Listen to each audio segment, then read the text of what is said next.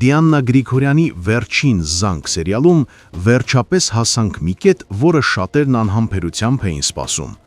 Հենլի ու Աննան հաշտվում են։ Ավելի ճիշտ, Աննան միշտ պատրաստ է եղել այդ խոսակցությանը։ Նա երբեք չի մերժել որդուն, միայն ցանկացել է, որ իրան լսեն։ Բայց Հենրին հոր ազդեցության տակ մերժել է մորը, խուսափել է նրանից եւ փորձել բոլորին ներկայացնել նրան որպես մեղավոր։ Հիմա, երբ Անգելինան, լինելով հոգեբանորեն ուժեղ ու հավասարակշռված կերպար, չթողեց Հենրիին շարունակել հոր սխալների ճանապարհով քայլել, ամեն ինչ փոխվեց։ Անգելինան շատ հմտորեն կարողանում է ազդեցություն գործել Հենրիի վրա, ստիպում է նրան լսել Աննային, ու Աննան վերջապես պատմում է ամբողջ ճշմարտությունը, թե ինչպես է հանդիպել Սոսին եւ ինչպես է այդ ամենը ձևափոխվել ու հասել այն չափի, որ դարձել է ողբերգություն։ Հենրին լսում է մորը, հասկանում է նրան, ներսում փշրվում է ու գիտակցում, որքան սխալ է վարվել։ Աննան երջանիկ է, որովհետև որդու հետ վերջապես խոսել է անկեղծորեն, իսկ Անգելինան նույնպես, տեսնելով, թե ինչպես են մոր ու որդու հարաբերությունները վերականգնվում։ Բայց Հենդոն չի կարողանում համակերպվել այն փաստի հետ, որ Անգելինան շուտով դառնալու է իրենց ընտանիքի լիիրավ անդամը։ Նա անկեղծորեն դեմ է այդ միությանը, ոչ թե անձնական պատճառներով, այլ որովհետև չի կարողանում ընդունել, որ հարսը լինելու է Սոսի ու Աննայի դուստրը։ Նույն զգացողություններն ունի նաև Վիկտորիան։ Ավագը փորձում է հանգստացնել կնոջը, վերադարձնել նրան ադեկվատության դաշտ, բայց առայժմ ապարդյուն։ Վիկտորիայի համար սա անընդունելի է եւ այդ պատճառով նա շարունակում է վարել թշնամական ու կտրուկ կեցվածք։ Իսկ Միքայելը, որը տարիներ շարունակ եղել է իրագործված անարդարությունների գլխավոր գործիչը, հիմա առաջին անգամ կանգնած է ինքն իր առաջ։ Նա գիտակցում է, ինչ չափի սխալ է գործել Աննայի հանդեպ, որքան մեծ վիշտ է պատճառել։ Ամբողջ այս իրավիճակից հոգնած նա առանձնանում է, չի ուզում ոչ ոքի տեսնել։ Հենրին գտնում է հոր անտառում։ Նրանք զրուցում են, եւ Միքայելը որդուն ասում է, որ մտածում է միգուցե Աննան իրականում մաքուր է եւ որ ինքը սխալվել է։ Հենրին հորն ասում է, որ Աննան իսկապես արժանի է երկրորդ հնարավորության։ Այս բոլոր դրամատիկ իրադարձությունների ֆոնին վերադառնանք «Վերջին զանգ» սերիալի ամենասպասված դրվագներից մեկին՝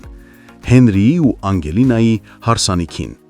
Նկարահանումները վերջապես ավարտվել են։ Դերասանները թեև հոգնած, բայց շատ գոհ են արդյունքից։ Նրանցից շատերը սոցիալական ցանցերում հրապարակել են կադրեր նկարահանումներից, կիսվել են իրենց տպավորություններով։ Անգելինայի կերպարը մարմնավորող դերասանուհին պատմել է, որ թեև էկրանին ամեն ինչ շատ գեղեցիկ ու հեքիաթային է երևում, նկարահանման հրապարակում ամեն ինչ այդքան էլ հեշտ չէ։ Նկարահանումները շարունակվել են առավոտյան ժամը 10-ից մինչև գիշերվա 2-ը, ինչը դերասանների համար դարձել է ֆիզիկապես ու հոգեբանորեն շատ ծանր փորձություն։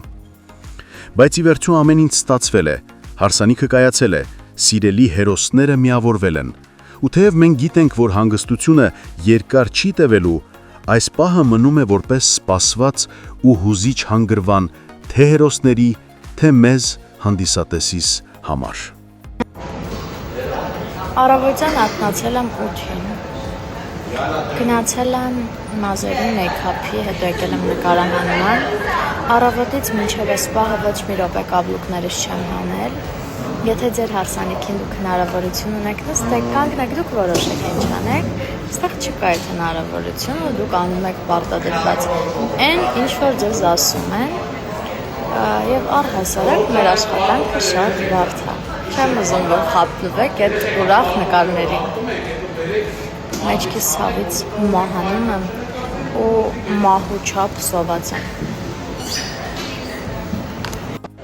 Ինչպես հասկացել եք, Վերջի զանգը շատ լավ անակնկալ ունի իր սիրելի հետևորդների համար։ Մենք աշխատում ենք։ Մենք հարսանիքի սեղանին նստած ենք, մամաս ասարք է, ասաց սպաս ասարք է, համեմ բեր։ Ես գիշերվա կեսնի որտեղ է համեմ ճարեմ, մեկը տեսնում եմ, այս ամեն ինչը դնել եմ կլաչիս մեջ։ Չէ, սալֆետի մեջ փաթաթ։ Պետք է ռեզին գցել, բայց տենց են, չէ՞ վաճառը։ Հարսանիքի սեղանից համը։ Շնորհակալություն Ռոբերտ։ Մի քիչ թարխուն տարեկան։ Դու խաշտի։ Շիկինոլա եմ արշուշ։ Գեղեցիկ անակնկալ այսօրվանից Աննան ունի 2 աղջիկ, իսկ մեր գեղեցկուի հարսիկը ունի 2 մայրտուշ։ Կներես պապ, բայց պիտի դիմանաս, որ նորմալ մշակ եմ։ Արա, անելիքդ արա, դու ինձ կներես, որ ես վիճակով դիմացդ նստած եմ, հերիք չի ստիպված ես վերքերս մշակել։ Պապ, ես ստիպված ոչ մի բան չեմ անում։ Մի ընտանիք ենք բայելով պիտի անեմ։ Պապ, հեն ոնց ես։ Հղի ենք, ասեք հղի ենք։ Ես ինչ մի ներկայացում եք խաղում։ Իբր չգիտենք, հա ինչն է ձեր կտրուկ որոշումների պատճառը։